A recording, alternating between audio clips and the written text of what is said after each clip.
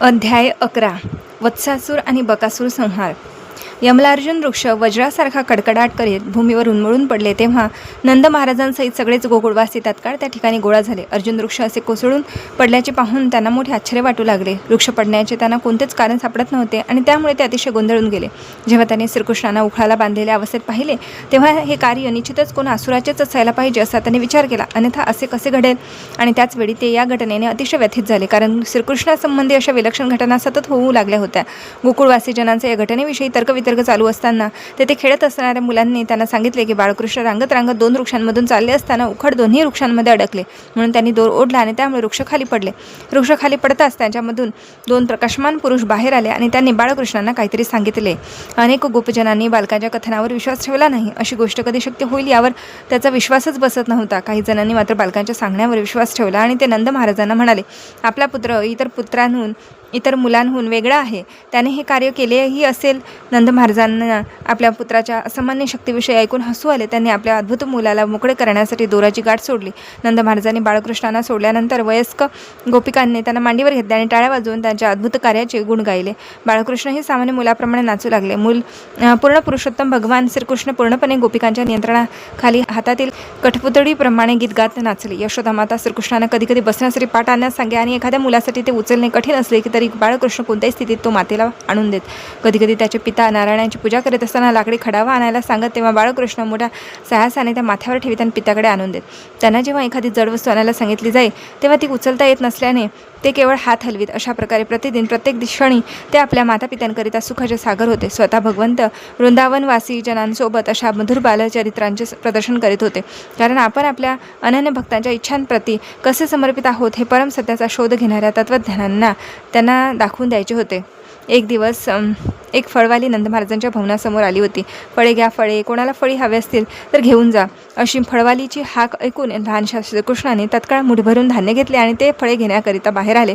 त्या काळी धान्याने देवाणघेवाण होत असे आणि आपले मातापिता धान्य देऊन वस्तू घेताना त्यांनी पाहिले असावे म्हणून त्यांनी तसे अनुकरण केले होते. त्यांच्या लहान लहान मुठीत कितीसे धान्य असणार आणि तशात मुठीबंद नसल्याने सगळे धान्य भूमीवर पडत होते.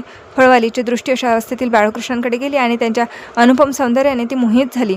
त्यांनी तात्काळ बाळकृष्णांच्या मुठीतील शिल्लक राहिलेले काही धान्याचे दाणे स्वीकारले आणि त्यांचे दोन्ही हात फळांनी भरून दिले. तदनंतर फळवालीला आपली टोपली रत्नांनी पूर्ण भरलेली असल्याचे दिसले. भगवंत सर्व प्रकारचे वर प्रदान करणारे आहेत. जेव्हा कोणी भगवंतांना काही उपहार अर्पण करतो तेव्हा त्यांना अनंतपटीने लाभच होत असतो. एके दिवशी यमलार्जुन वृक्षांना मुक्ती प्रदान करणारे भगवान श्रीकृष्ण श्री बलराम आणि इतर मुलांसमवेत यमुना तीरावर खेळत होते. फारच उशीर झाल्याने रोहिणी माता त्यांना घरी बोलविण्याकरिता गेली, परंतु कृष्ण बलराम आपल्या बालमित्रांशी खेळण्यात तितके रमले होते की घरी परत जाण्याची इच्छाच होत नव्हती. ते खेळात इतके अतिशय गर्ख झाले. रोहिणी माता त्यांना घरी घेऊन जाण्यास असमर्थ झाली. तिने घरी जाऊन त्यांना घेऊन येण्याकरिता यशोदा मातेला पाठवले. यशोदा मातेला आपल्या मुलांप्रती इतका स्नेह होता की ती त्यांना बोलवण्याकरता बाहेर आली तेव्हा तिच्या स्तनात दूध उतरले. तिने मोठ्याने हाक मारले, प्रिय बाळ घरी ये, तुझी भुकेची वेळ होऊन गेली आहे पहा. ती पुढे म्हणाली, कृष्णा, हे अरविंदाक्षा, तू आता भरपूर खेळलास, आता घरी ये आणि स्तनपान कर. बाळ, तू फार वेळ खेळून थकला असशील. तिने बलरामांना हाक मारली, बाळा बलरामा, अरे कुलनंदना, तुझ्या अनुजाला कृष्णाला घेऊन लवकर घरी ये. तुम्ही सकाळपासून खेळून थकला असाल, कृपया घरी या आणि भोजन करा. तुमचे वडील वाट पाहत आहेत, त्यांना भोजन करायचे आहे. तुम्ही घरी निघून या, म्हणजे ते भोजन करतील. नंद महाराज आपली वाट पाहत आहेत आणि आपल्या विना ते भोजन करणार नाहीत हे ऐकून कृष्ण बलराम घराकडे निघाले. तेव्हा आपला खेळ अगदी रंगात आला असतानाच कृष्ण आपल्याला सोडून चालला आहे, आता आम्ही सोडून देतो, दुसऱ्या वेळी आम्ही त्याला घरी जाऊ देणार नाही, असे म्हणत सवंगड्यांनी विरोध दर्शविला.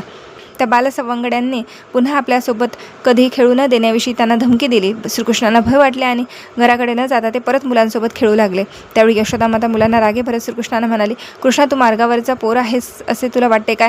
तुला घर नाही, सकाळपासून खेळून सर्व अंग अगदी धुळेने भरले आहे. आता घरीच जाऊन स्नान कर. आज तुझा जन्मदिवस आहे. घरी चल आणि ब्राह्मणांना गोदान कर. तुझ्या सवंगड्यांकडे पहा, त्यांच्या माताने त्यांना अलंकार घालून कसे सुंदर शृंगारिले आहे. तू सुद्धा स्नान कर, नवीन वस्त्रालंकार घाला आणि वाटल्यास पुन्हा खेळायला जा. यशोदा मातेने श्रीकृष्ण बलरामांना घरी बोलविले. भगवान श्रीकृष्ण आणि भगवान बलराम हे शिव आणि ब्रह्मदेवांसारख्या श्रेष्ठ देवतांची उपास्य आहेत आणि यशोदा माता त्यांना आपली मुले समजत होती. घरी आल्यावर तिने कृष्ण बलरामांना स्नान घातले आणि सुंदर वस्त्रभूषणे घालून त्यांचा आकर्षक शृंगार केला.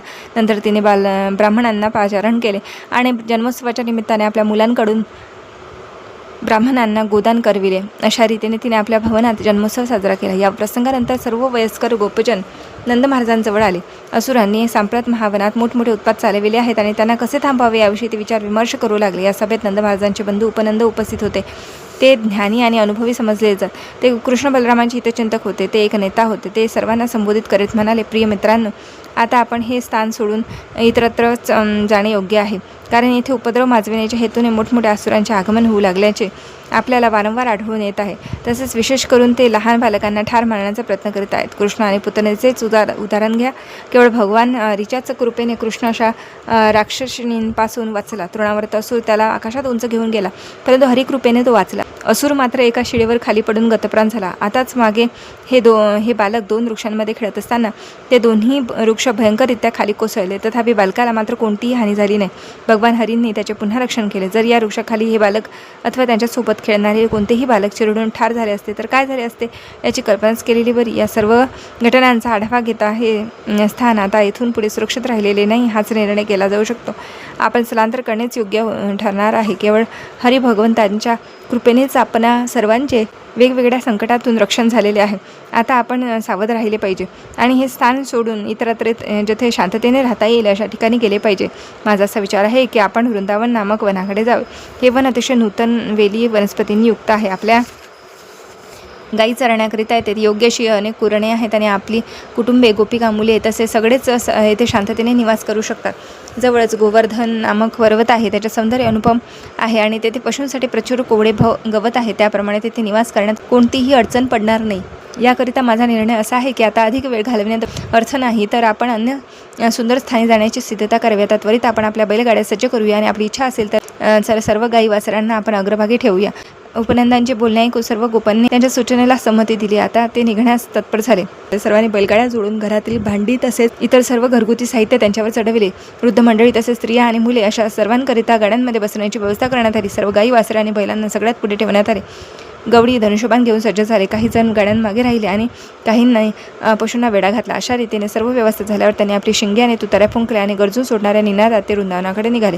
येथे वज्रांगणांचे वर्णन कोण करू शकतो. या सर्वच बैलगाड्यातून बसलेल्या होत्या.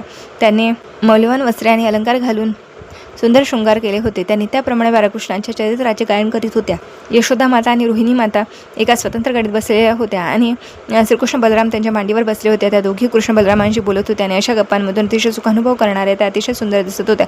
अशा रीतीने जेथे प्रत्येकजण शांततेने आणि आनंदाने शाश्वत निवास करतो अशा वृंदावनात पोचल्यानंतर त्यांनी अर्ध परिजात गाड्या सोडल्या आणि तात्पुरती निवासस्थानी उभारली. श्रीकृष्ण बलरामांना वृंदावन, गोवर्धन, यमुनेचे तीर यांचे मनोरम्य सौंदर्य अवलोकन करून अतिशय आनंद झाला. जसजसे कृष्ण बलराम मोठे होऊ लागले तसतसे ते बाले शब्दात मातापित्यांशी वार्तालाप करू लागले आणि त्यातून त्यांनी सर्व व्रजवासियांना मोठे सुख प्रदान केले. लवकरच श्रीकृष्ण आणि बलराम वासरांना सांभाळणे इतके मोठे झाले. गोप बालकांना अगदी बालपणापासूनच गायी सांभाळण्याचे प्रशिक्षण देण्यात येत असते. प्रारंभी त्यांना लहान लहान वासरे सांभाळण्यास सांगितले जाते. आता कृष्ण बलराम आपल्या समवयस्क बालसवंगड्यांसोबत सराव कुरणात जाऊन वासरे सांभाळू लागले. तेथे ते आपल्या या मित्रांसोबत विविध प्रकारचे खेळ खेळू लागले. कधी कधी वासरांकडे असताना ते दोघे बंधू आपल्या वासऱ्या वाजवीत. कधी कधी लहान मुले चेंडू खेळतात त्याप्रमाणे आवळ्यांनी आणि बेलफळांनी खेळ खेळत ते नृत्य करीत असत आणि चरणातील घुंगरांचा कर्णमधूर रणझुळून ध्वनी काढीत. ते घोंगड्या पांघरून गाई बैलांची सोंगे घेत. कधी कधी बैलांची सोंगे घेऊन एकमेकांशी झुंज खेळत. कधी कधी गाय बैलांच्या डरण्या हंबरण्याचे अनुकरण करीत. तर कधी ते अनेक पशुपक्ष्यांसारखे ध्वनी काढत. अशा प्रकारे एखाद्या साधारण बालकांप्रमाणे कृष्ण बलरामाने आपल्या बाललीलांचा आनंद घेतला. एकदा श्रीकृष्ण आणि बलराम यमुनेच्या तीरावर क्रीडा करीत असताना वत्सासूर नावाचा असुर त्या दोघा बंधूंना ठार मारण्याच्या उद्देशाने वासराचे रूप घेऊन तेथे आला. वासराच्या रूपातील तो असुर इतर वासरात मिसळून गेला. तथापि विशिष्ट श्रीकृष्णांच्या ते लक्षात आले आणि त्यांनी क्षणी वत्सासुराचा तेथे प्रवेश झाल्याचे बलरामांच्या निदर्शनास आणून दिले. दोघे बंधू हळूहळू त्यांच्या जवळ गेले. तेथे जाता श्रीकृष्णाने त्या गोवत्सरूपी असुरांची मागील पायाने शेपटी पकडली आणि मोठ्या वेगाने गरगर फिरवून त्याला त्या झाडावर फेकून दिले. त्या क्षणी असुर गतप्राण होऊन झाडावरून भूमीवर पडला. तेव्हा तो असुर भूमीवर मरून पडला. तेव्हा श्रीकृष्णाच्या सवंगड्यांनी छान छान म्हणत त्याचे अभिनंदन केले आणि देवी देवतांनी मोठ्या प्रसन्नतेने आकाशातून पुष्पवृष्टी केली. अशा रीतीने अखिल सृष्टीचे पोषण करते कृष्ण बलराम प्रतिदिन सकाळपासून संध्याकाळपर्यंत वासरांचे राखण करीत असत. अशा प्रकारे त्यांनी वृंदावनात गोपबालक म्हणून आपल्या बाललीलांचे आस्वादन केले. एके दिवशी सगळे गोपबालक आपल्या वासरांना पाणी पाजण्याकरता यमुना नदीच्या काठी गेले. वासरे यमुनेवर पाणी प्यारी गोप बालकही पाणी प्यायल्याने येऊन यमुनेच्या काठावर बसले. त्यावेळी त्यांचे लक्ष एका प्रचंड प्राण्यांकडे गेले. तो एखाद्या पर्वताकार पगड्याप्रमाणे दिसत होता. त्याचा शिरोभाग वज्रासारखा कठोर भासत होता. जेव्हा त्यांनी तो अद्भुत प्राणी पाहिला तेव्हा त्यांना त्याचे एक मोठे भय वाटले. या प्राण्याचे नाव होते बकासूर आणि तो होता कंसाचा अनुचर. तो अचानक समोर आला आणि त्याने आपल्या अनुकुचीदार तीक्ष्ण चोचेने श्रीकृष्णावर झडप घातली आणि त्यांना गिळून टाकले. त्या महाभयंकर पशुने श्रीकृष्णांना गिळून टाकल्याने पाहून बलरामांसहित सर्व गोपपालके मृतवत होऊन खाली पडली. श्वासोच्छ्वास थांबला. तथापि जेव्हा बकासूर श्रीकृष्णांना गिळत होता तेव्हा त्यांच्या घशात अग्नी गिळावा तद्वत प्रचंड दाह होऊ लागले. याचे कारण म्हणजे श्रीकृष्णांचे दगदगीत तेज होय. दाह असह्य झाल्यामुळे त्या असुराने श्रीकृष्णांना तत्काळ घशातून बाहेर फेकून दिले आणि तो आपल्या तीक्ष्ण चोचीने त्यांना टोचून मारण्याचा प्रयत्न करू लागला. बिचाऱ्या बकासुराला याची काय कल्पना की श्रीकृष्ण जरी नंद महाराजांच्या बालकांची भूमिका करीत होते तरी ते विश्वकर्ता ब्रह्मदेवांचे मूळ जनक होते. आता देवतांचे आनंद भांडार, साधू संतांचे रक्षक आणि यशोदानंदनाने त्या विशालकाय बकासुराच्या चोचीचा खालचा आणि वरचा भाग घट्ट पकडला आणि आपल्या सवंगड्यासमक्ष एखादे लहान मूल गवताच्या पात्याचे सहजपणे 2 तुकडे करून टाकते. त्याप्रमाणे त्याचे मुख फाडून त्याचे 2 तुकडे केले. हे पाहून स्वर्गीय लोकांच्या रहिवाशांनी श्रीकृष्णाच्या अभिनंदनार्थ आकाशातून मल्लिका सदृश सुगंधी पुष्पांची वृष्टी केली आणि शिंगे नगारे शंख वाजविले. आकाशातून होत असलेली पुष्पवृष्टी पाहून शंख नगाऱ्यांचा अलौकिक ध्वनी श्रवण करून गोपबालके आश्चर्यचकित झाली. आणि जेव्हा त्याने श्रीकृष्ण सुखरूप असल्याचे पाहिले तेव्हा बलरामांचे सर्व गोपबालकांना इतका आनंद झाला की त्यांना आपला प्राणच परत आल्यासारखे वाटले. श्रीकृष्ण त्यांच्याकडे आलेले पाहताच त्यांनी त्या नंदकुमाराला आलिंगन करून छातीशी धरले. ततोपर्यंत त्यांनी सर्व वासरे एकत्र गोळा केली आणि ते घराकडे निघाले. गोपबालके जेव्हा घरी पोहोचली तेव्हा त्यांनी व्रजवासी जनांना दंडतनय श्रीकृष्णाच्या अद्भुत कृत्यांचे वर्णन करून सांगितले. मुलांच्या तोंडून घडलेला वृत्तांत ऐकून गोपिकांना अत्यानंद झाला, कारण त्यांचे श्रीकृष्णावर स्वाभाविक प्रेम होते आणि त्यांचे यश आणि विजयी कृत्य ऐकून त्यांचा स्नेह अधिकाधिक वृद्धिंगत झाला. बाळकृष्णांची मृत्यूच्या मुखातून सुटका झालेली असल्याचे पाहून व्रजजन मोठ्या प्रेमाने आणि स्नेहाने त्यांचे मुख न्याहाळू लागले. खरोखर बाळकृष्णाच्या दर्शनापासून ते आपले नेत्र दूर करण्यात असमर्थ झाले होते. ते श्रीकृष्णाविषयी आपस चर्चा करू लागले. या लहान मुलाला कृष्णाला ठार मारण्यासाठी अनेक मोठमोठ्या भयावह विशालकाय असुरांनी अनेक वेळा वेगवेगळ्या प्रकारे कशी आक्रमणे केली होती आणि तरीही हरी भगवंतांच्या कृपाशीर्वादाने कृष्णाला अपाय करण्यात असमर्थ होऊ असे असुरच अग्नीत मृत्युमुखी पडणाऱ्या पतंगाप्रमाणे कसे विनष्ट झाले होते. ते बालक अशा संकटातून कसे सुखरूप सुटले होते हाच त्यांच्या संभाषणाचा विषय होता. त्यांना यावेळी गर्गमुनीच्या शब्दांची आठवण होत होती आणि त्यांनी आपल्या ज्योतिषशास्त्राच्या आणि वेदांच्या सखोल ज्ञानाने या मुलावर अनेक असुरांची आक्रमणे होतील अशी भविष्यवाणी केलेली होती आणि त्यांचा शब्द प्रत्यक्ष होत असल्याचे ते वस्तुतः पाहत होते. नंद महाराजांसहित सर्वच गोपगोपिका श्रीकृष्ण आणि बलरामांच्या अद्भुत कृत्याविषयी सदैव चर्चा करीत असत आणि अशा संभाषणात इतके तन्मय होऊन जात की त्यांना भौतिक अस्तित्वाच्या त्रितापांचा पूर्णपणे विसर पडे. हाच कृष्ण भावनेचा स्वभाव आहे. नंद महाराजांनी आणि गोपगोपिकांनी 5 सहस्र वर्षापूर्वी ज्या सुखाचे आस्वादन केले त्याचं सुखाची अनुभूती आजही आपण केवळ श्रीकृष्णाच्या आणि त्यांच्या पार्षदांच्या दिव्य लीलांच्या चर्चेतून प्राप्त करू शकतो. श्री बलराम आणि श्रीकृष्ण क्रीडा करताना आपल्या सवंगड्या समवेत महासागरावरून सेतू बांधणाऱ्या प्रभू रामचंद्रांच्या वानर सहकाऱ्यांचा तसेच सागरावरून लंकेत उडी घेणाऱ्या हनुमंतांचा अभिनय करीत असत. या प्रकारे त्यांनी आपल्या बालमित्रांसमवेत अशा विविध लीलांचे अनुकरण करीत आणि क्रीडा करीत मोठ्या आनंदाने आपले बालपण घालविलेले. अशा रीतीने कृष्ण पूर्ण पुरुषोत्तम भगवान या ग्रंथातील वत्सासुर आणि बकासूर संहार नामक अध्यायातील भक्तिवेदांत भाष्य संपन्न.